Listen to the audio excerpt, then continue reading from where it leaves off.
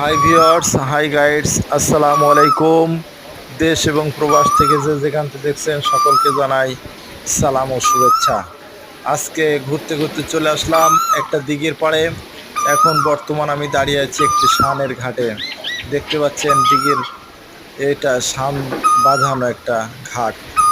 তো মাশাল্লাহ আলহামদুলিল্লাহ দিকটা অনেক বড়, প্রায় 10 থেকে